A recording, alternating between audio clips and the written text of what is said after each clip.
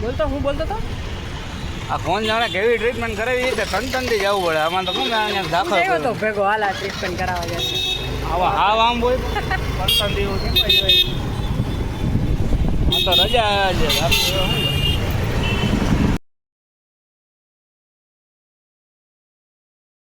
Hello good evening guys, welcome to my new blog, welcome to my YouTube channel. જો આજે હું હેરની treatment કરાવવા આવી છું. તો જો હું સલૂને પહોંચી ગઈ છું અને આપણા વાળ સાવ ખરાબ થઈ ગયા છે, તો હવે જોઈએ આગળ કઈ ટ્રીટમેન્ટ કરાવીએ છીએ. જો ફાઇનલી આપણું આ ફર્સ્ટ સ્ટેપ થઈ ગયું છે. જો આપણા હેર વોશ પણ થઈ ગયા છે. જો ફાઇનલી આપણે સીટ ઉપર બેસી ગયા છીએ.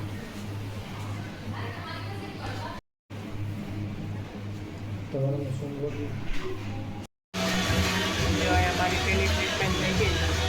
જો આખા હેરમાં ક્રીમ લગાડી દઈએ છે તો બેસવાનું અંદર 20 મિનિટ અડધી કલાક ખબર નહીં તો બીજું સ્ટેપ કરવા આવશે હેર.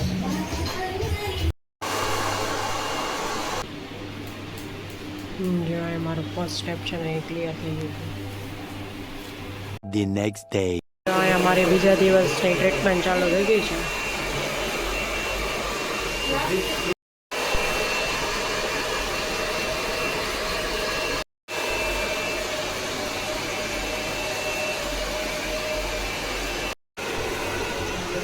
સેકન્ડ ડેની ટ્રીટમેન્ટ છે એ લાગી. The next day.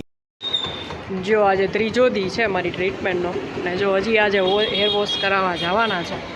તો જો આપણે હેર વોશ કરાવતા આવી તો મળીએ. બોલતો હું બોલતો તો આ ફોન જાણે કેવી ટ્રીટમેન્ટ કરાવી છે તનતનથી જવું પડે આમાં તો કોણ અહીંયા દાખલ આવ્યો તો થયો. ભેગો હાલા ટ્રીટમેન્ટ કરાવવા જશે. આવા હાવ આમ હોય તનતનથી એવું કેમ હોય હોય?